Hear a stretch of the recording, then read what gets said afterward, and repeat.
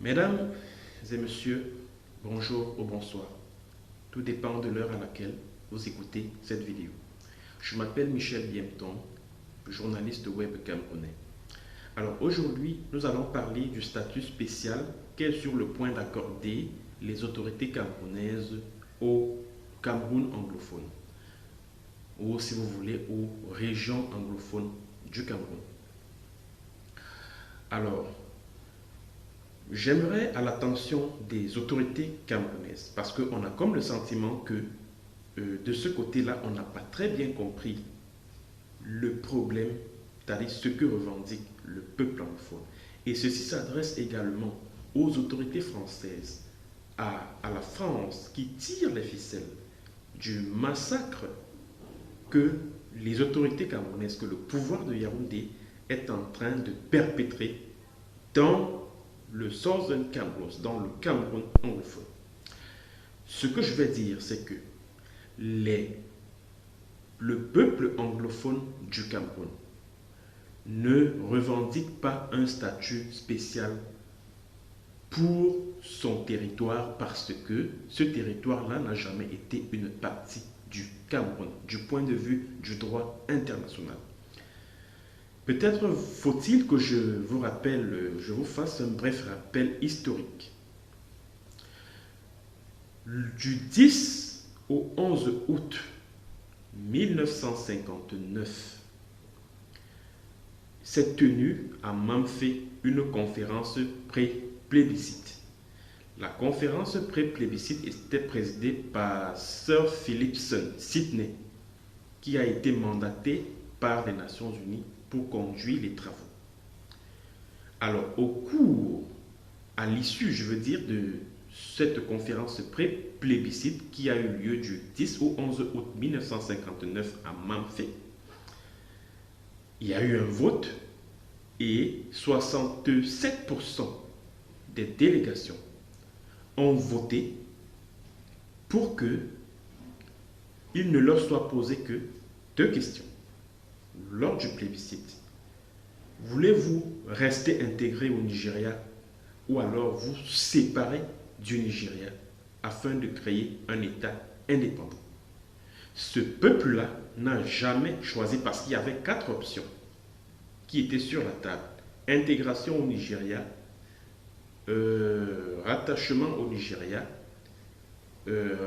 rattachement à la République du Cameroun et séparation du Nigeria afin de créer un État indépendant. Voilà les quatre options qui étaient sur la table. Et 67% des délégations qui étaient présentes à cette conférence pré-plébiscite de Mamfé ont voté pour que deux seules questions leur soient posées. Voulez-vous rester intégré au Nigeria? Ou alors est-ce que vous voulez vous séparer du Nigeria pour créer un État indépendant? Et c'est au niveau des Nations Unies, lors de l'Assemblée générale des Nations Unies du 16 octobre 1959, qu'un certain Herman Cohen, qui était le représentant de l'Angleterre aux Nations Unies, ambassadeur de l'Angleterre aux Nations Unies, a estimé que le Southern Cameroun ne pouvait pas obtenir une indépendance totale parce qu'il n'était pas économiquement viable.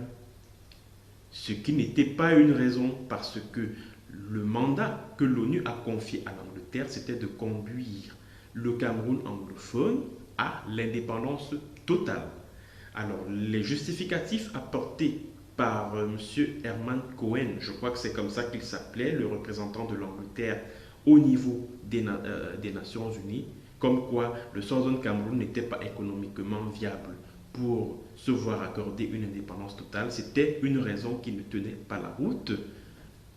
Parce que si le Southern Cameroun n'était pas économiquement viable en cette date du 16 octobre 1959 pour acquérir une indépendance totale, alors c'est à l'Angleterre qui était l'administration en charge de gérer ce territoire, en charge de conduire ce territoire à l'indépendance totale, qui devait s'assurer de ce que le territoire, le Southern Cameroun, soit prêt pour être indépendant. Et la raison avancée par l'Angleterre pour refuser l'indépendance totale au Southern Cameroun ne tenait pas la route, à savoir la viabilité économique de ce territoire. Pourtant, le rapport établi par les Nations Unies,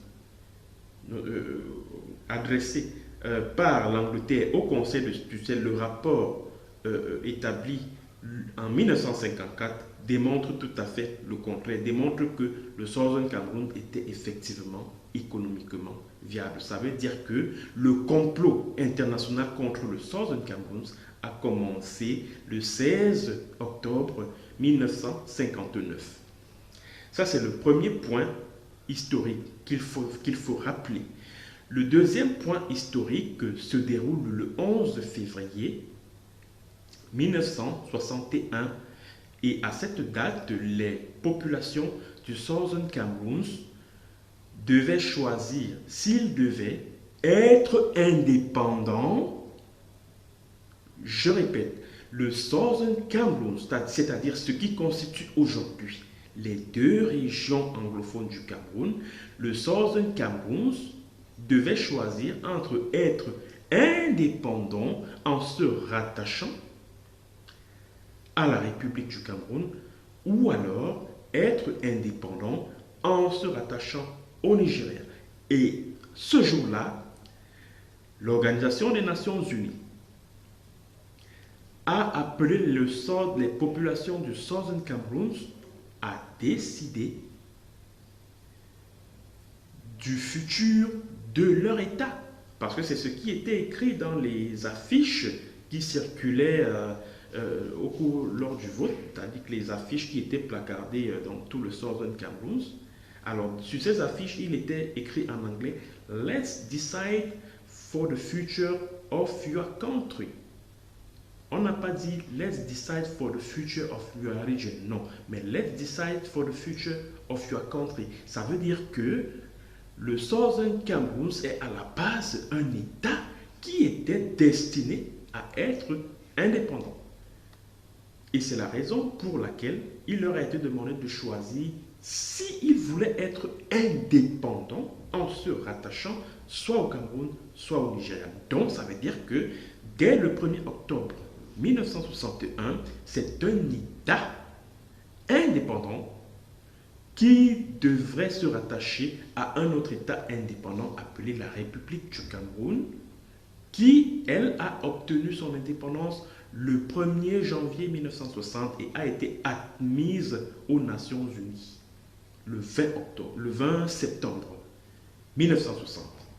Ça, c'est le deuxième point historique.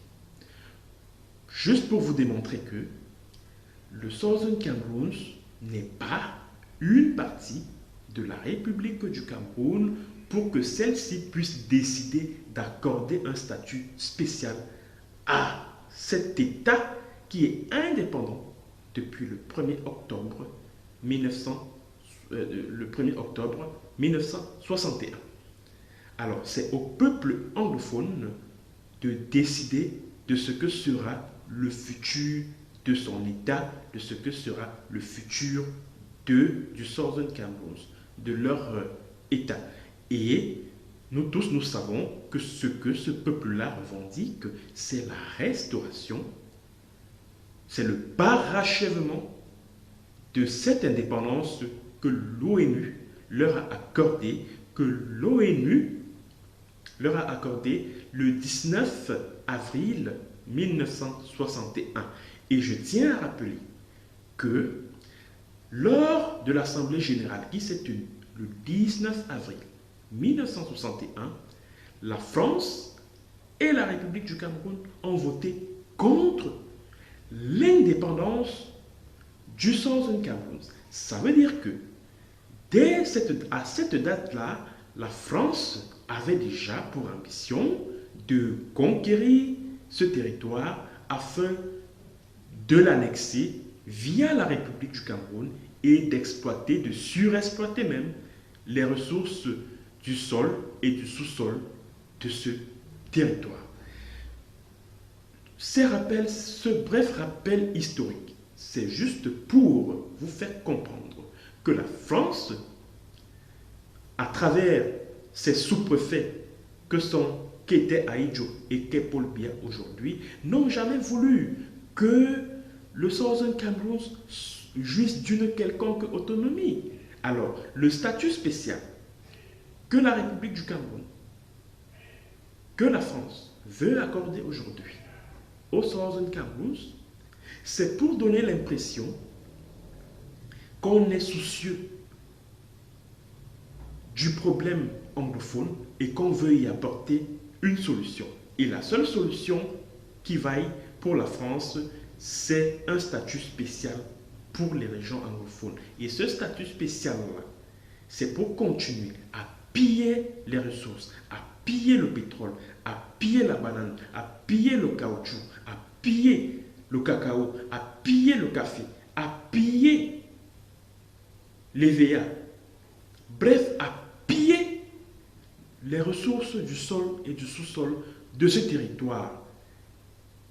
Et 43 et plus de 60% de l'économie camerounaise provient de ce territoire. Et je tiens à rappeler donc, au regard du bref rappel historique que je viens de faire, aux autorités camerounaises, à ceux qui dirigent le Cameroun, j'espère qu'au Palais des Toudis, on écoute cette vidéo. Le Southern Cameroun, ou alors ce qui est considéré aujourd'hui comme les régions du nord-ouest et du sud-ouest, est à la base un État indépendant et souverain. Et le fait que cet État indépendant et souverain, le Southern Cameroun, soit considéré aujourd'hui comme les régions du nord-ouest et du sud-ouest de la République du Cameroun, c'est une injustice criade, c'est une injustice grave. Et cette injustice doit être réparée. La République du Cameroun, je le dis et je le répète, n'a pas le droit de continuer à clamer sa souveraineté sur ce territoire, car le Southern Cameroun est indépendant et souverain depuis le 1er octobre 1961.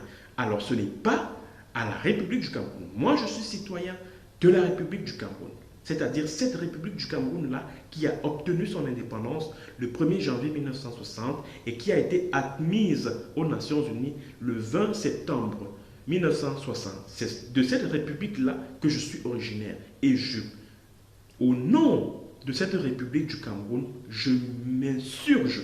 Je dis non, je m'oppose vivement et catégoriquement à la volonté des autorités camerounaises, sous la dictée des autorités françaises, d'imposer un statut spécial au peuple anglophone parce qu'il s'agit d'un État indépendant et souverain à la base. Ce n'est pas une partie de la République du Cameroun pour qu'on puisse décider de ce qu'ils seront demain ou après-demain.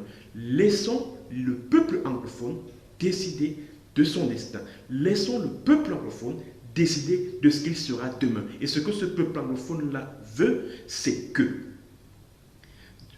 leurs institutions soient restaurées, c'est que leur parlement, leur House of Chiefs, leur premier ministère soient restaurés, que leur dignité qui a été bafouée, que leur honneur, leur dignité qui ont été bafouées soient restaurées. C'est un territoire qui avait son organisation étatique au moment où la République du Cameroun obtient son indépendance et aucun peuple au monde ne peut accepter mettre à sac toutes les institutions qui faisaient sa fierté pour commencer à dépendre à un territoire voisin. Aucun peuple au monde ne peut accepter brader son destin à un territoire voisin. Ce n'est pas possible, ce n'est pas acceptable. Qu'on arrête de nous faire croire que les anglophones ont eux-mêmes décidé de brader leur souveraineté à la République du Cameroun. Pour rien au monde, cela ne peut être accepté. Cela ne peut se concevoir, cela ne peut se comprendre. Et maintenant, je vais m'adresser au peuple anglophone du Southern Cameroun. Mes chers frères et sœurs, ne pensez pas que si Paul Biya, si la bande, si Paul Biya et sa bande veulent vous imposer un statut spécial aujourd'hui, c'est parce qu'ils vous aiment. Pas du tout. Ces gens-là ne vous aiment pas du tout. La preuve, regardez avec quel sang-froid ils vous massacrent depuis le 30 septembre 2017. Regardez le nombre de morts qu'ils occasionnent tous les jours. Regardez le nombre le nombre de personnes qui sont tuées chez vous par cette armée que Paul Biya a envoyée chez vous pour vous massacrer. Regardez vous-même le nombre de villages que cette armée a déjà brûlés. Regardez les milices qu'ils ont créées et disséminées à travers votre territoire pour kidnapper et demander des rançons, pour torturer, pour tuer, pour décapiter. Et quand ils finissent de le faire, ils le filment, ils prennent des vidéos, ils envoient à Makonte Pipodem, leur ami qui se trouve en Angleterre, leur cyberactiviste là, attitré, qui se trouve en Angleterre. Ils filment ça et ils accusent vos Restoration Forces, vos groupes d'autodéfense que vous avez créés pour vous prémunir de cette barbarie, de cette sauvagerie. Ils accusent ces groupes d'autodéfense là d'avoir commis ces crimes, alors que ce sont des crimes qui sont bien organisés depuis le sommet de l'État du Cameroun à Yaoundé. Ne pensez pas qu'aujourd'hui, si Paul Biya et toute sa bande veulent vous imposer un statut spécial pour vous, c'est parce qu'ils vous aiment. Pas du tout. C'est parce qu'ils veulent continuer à piller votre pétrole. C'est parce qu'ils veulent continuer à piller votre or, à piller votre bois, à piller votre cacao, à piller votre café, à piller votre banane. C'est parce que Paul Biya veut continuer à puiser abondamment dans les ressources provenant du pétrole qui gît chez vous, pour que sa fille puisse encore, Brenda Biya, puisse encore aller et à Dubaï et à Paris pour dilapider l'argent dans les boîtes de nuit, etc. etc.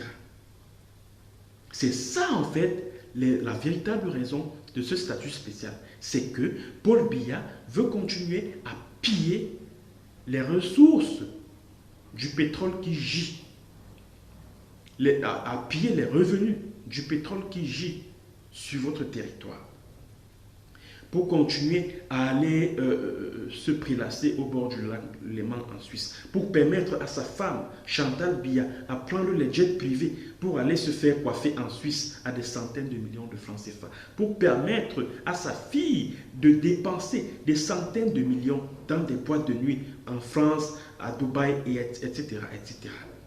À investir dans les chic design à Yaoundé et patati patata. C'est pour continuer à permettre à Paul Biya et de financer et des sectes de corrompre les lobbyistes américains à gauche et à droite. C'est ça la véritable raison pour laquelle ils veulent vous imposer un statut spécial. Dites non à ça. Et dites non surtout à la France. Parce que depuis quelques jours, cette lutte que vous êtes en train de mener est passée à une phase supérieure. Parce que depuis que la France a fait débarquer 180 militaires au niveau du port de Kribi d'un bateau, le bateau appelé Somme. Cette guerre est passée à la vitesse supérieure.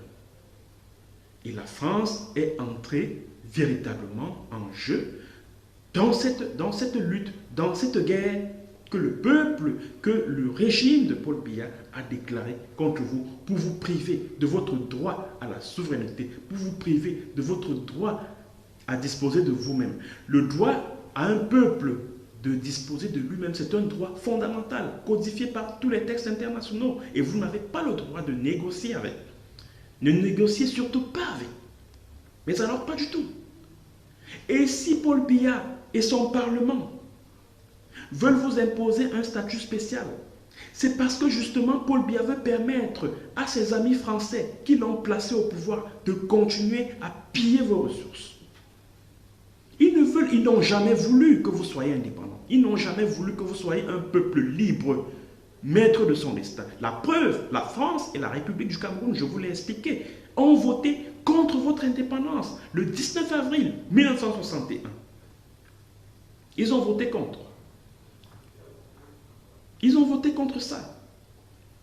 Donc vous devez continuer à vous battre pour dire non à ce statut spécial, de continuer à vous battre pour que les Nations Unies veillent à ce que votre souveraineté soit respectée, parce que la frontière qui sépare la République du Cameroun de votre territoire, le Southern Cameroun, existe encore jusqu'à aujourd'hui.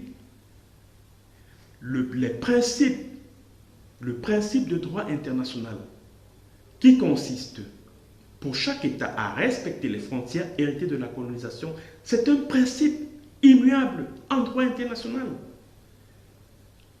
Alors vous ne devez pas transiger là-dessus. Continuez à batailler, continuez à lutter pour que la communauté internationale puisse vous rétablir dans vos droits. C'est le message que j'avais à partager avec vous ce jour, mesdames et messieurs. Partagez cette vidéo. Merci de l'avoir surtout écoutée. Vous avez des suggestions à faire, vous avez des informations à partager avec nous, vous avez éventuellement une contribution à apporter pour améliorer le fonctionnement de cette chaîne YouTube. Vous avez les contacts au bas de cette vidéo, au niveau de sa description. Vous avez le mail, vous avez le contact WhatsApp. Merci d'avoir écouté cette vidéo et à la prochaine pour une autre séance. Bon dimanche.